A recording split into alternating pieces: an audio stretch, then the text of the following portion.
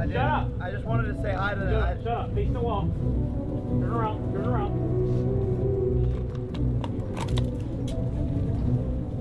Good movement, sir. Give me your hand. Give me your hand.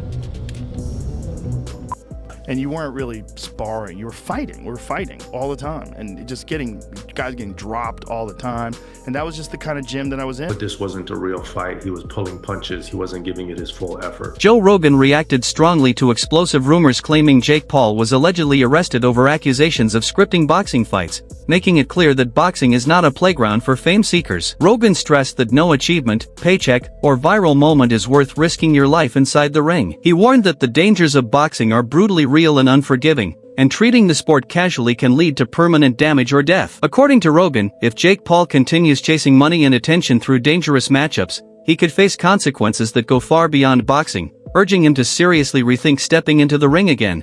Probably seen some of the controversy he's been taking. Joe Rogan doubled down on his message by emphasizing that boxing is one of the most dangerous sports in the world, where a single mistake can change a life forever. He warned that continuing to fight recklessly, without respect for the risks, could result in devastating physical and mental consequences. Rogan also made it clear that if any fighter were ever found involved in illegal or scripted activities, it would not just damage their reputation, but could lead to serious legal action, investigations, and lawsuits, turning a boxing controversy into a real-world nightmare. Because then you can't think, you can't do things, you don't know what the fuck you're doing in life, it's like literally everything is the quality of your ability to think.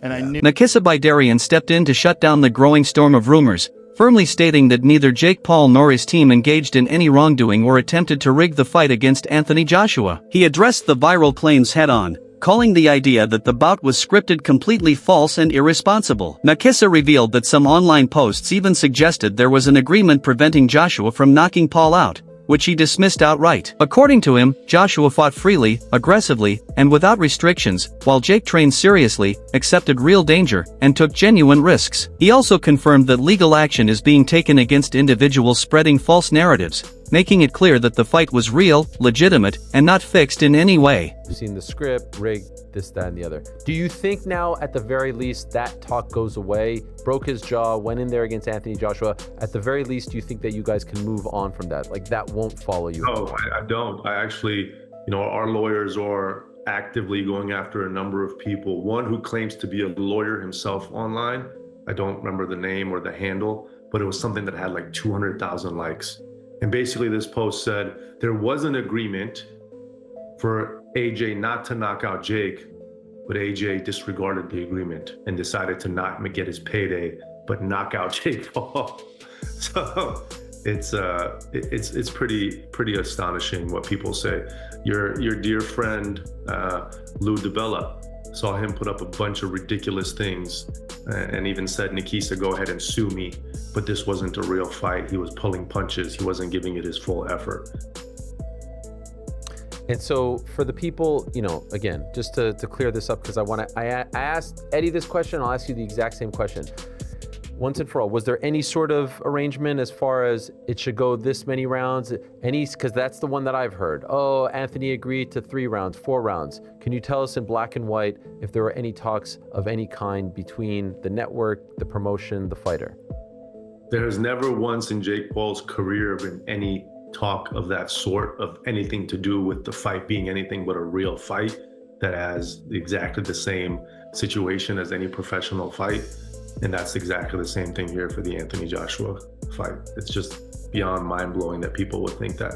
Anthony Joshua was on record saying that if he didn't finish him in the first round, that would be disappointing, that it would be a failure. The narrative changed as we got closer to fight night and obviously post-fight, and I understand why, but they were pretty adamant it would take max 2 rounds. Joe Rogan has already issued a direct warning to Jake Paul, urging him never to attempt something this reckless again. Rogan emphasized that stepping into the ring against elite fighters is not entertainment, it is a life-threatening profession. He made it clear that no career milestone, spotlight moment, or financial reward is worth gambling with one's health or future. According to Rogan, chasing fame through staged, controversial, or dangerously mismatched fights could end in tragedy, reinforcing that safety, responsibility, and respect for the sport must always come first.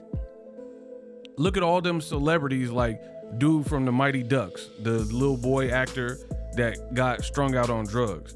And all his fronts and all his teeth were missing from being on meth or whatever, you know what I mean, whatever drug of choice he was on. There's no coming back from that. The people who like dissipate their teeth through drug usage, you don't get like a second set. So if I'm not mistaken, the dude from Mighty Ducks, somebody like he's been clean and they gave him a makeover and he has like pretty much fake teeth. So yeah, the teeth are gonna be cooked. Now, I agree with the other part that Rogan was saying, but let's keep going. I think he went into that fight knowing that was probably going to happen. Yeah. And ultimately, the big win for him would be that he was even willing to do it and that he could do well for a little bit.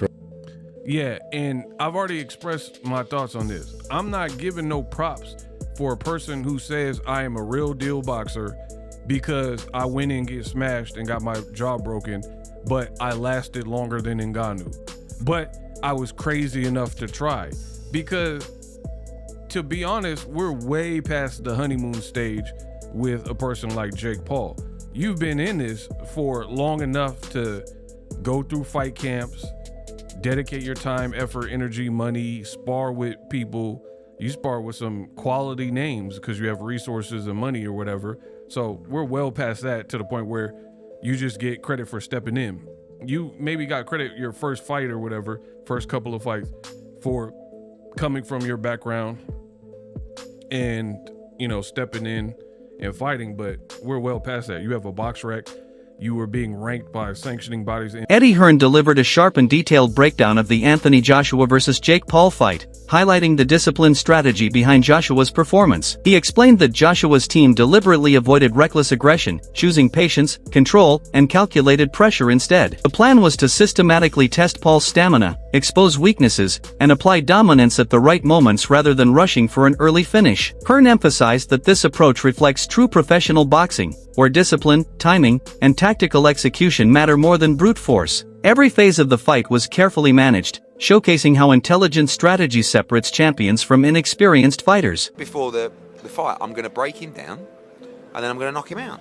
And that's exactly what he did. I thought it'd be all over within 3 rounds. But, you know, when I got in the ring after, because I was shouting, just, you know, anywhere, arms. I got in, he went, what are you rushing me for? And I was like, oh, sorry. So, but like, obviously he knows what he's doing, and actually now I'm quite pleased that we got the rounds, to be honest. Yeah, that's what he said that. Really random, I was on Twitter and I saw Jake Paul's mum said she wants to get in the ring and punch you. She said she doesn't like the smug look on your face. She is promoting her book, so I'm not sure if she wants, you know. But did you see that? What did you think of that? No, I was very sad because I couldn't have been nicer and more respectful of Jake and what he's done. And I think Logan's amazing. I think he's an incredible athlete.